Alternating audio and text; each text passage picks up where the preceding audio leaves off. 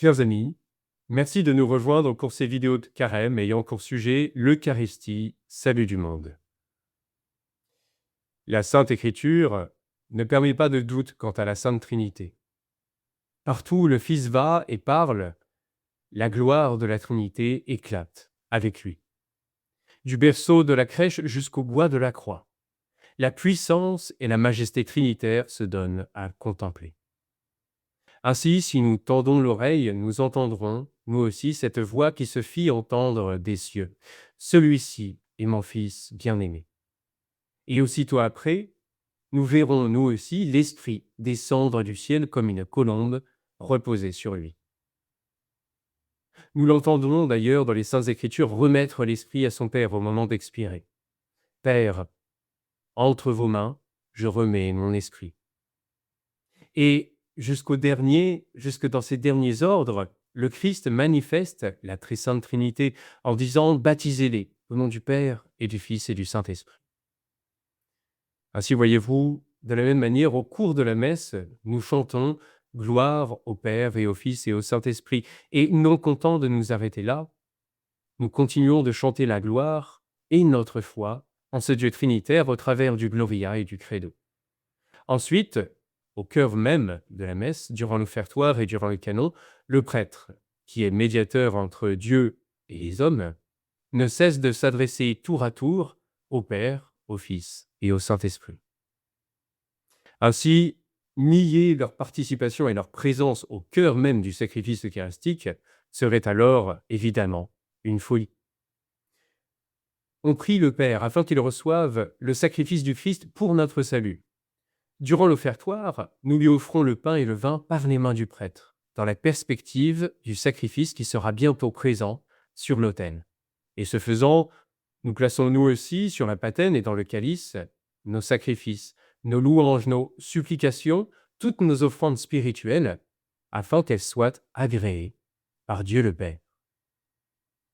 Si le Père est le destinataire du sacrifice, si le Père reçoit nos prières et nos offrandes, si c'est bien pour nous qu'il a envoyé son Fils pour la rémission de nos péchés et qu'il les reçoit réellement, ces sacrifices, comment pourrait-il se faire alors absent au moment crucial de la Sainte Messe? C'est impossible. Le Fils, le Verbe incarné, le Verbe fait chair, de la même manière, par les mains du prêtre et par ses paroles, est rendu présent sur nos autels substantiellement. La présence réelle est au milieu de nous. Nous le savons, il est présent sur nos autels et dans nos tabernacles. Et il est même le prêtre et la victime de son propre sacrifice. Il nous adjoint à son sacrifice afin qu'avec lui, nous puissions l'offrir au Père pour la rémission des péchés. Alors, évidemment qu'il est là. Celui qui dit « ceci est mon corps », évidemment qu'il est là. Celui qui dit « en vérité, je vous le dis, mon corps est une vraie nourriture », évidemment qu'il est là. Quant au Saint-Esprit, il serait absurde de la même manière de penser que la troisième personne de la Trinité ferait faux bond aux deux autres. Car c'est bien lui qui éclaire, sanctifie et fortifie l'assemblée des fidèles et qui sanctifie les offrandes présentées. C'est lui, l'Esprit Saint, qui rend cette offrande en toutes choses bénie, agréée, ratifiée, raisonnable et acceptable, afin qu'elle devienne pour nous le corps, le sang du Fils de Dieu. En réalité, rien de nouveau sous le soleil, mais c'est important tout de même de le noter, c'est la même chose que ce qui s'était passé autrefois. L'Esprit Saint couvrit, souvenez-vous, la Vierge Marie de son ombre, pour qu'en elle, le Verbe se fit chair. Et bien de la même manière, il descend maintenant sur les oblats pour que le pain et le vin deviennent le Christ présent sur l'autel. En somme, durant la consécration, l'Esprit nous donne Jésus pour que dans la communion, Jésus puisse vivifier en nous l'Esprit. Il suffit en vérité de relire ces pages dans nos missels pour s'en rendre vraiment compte.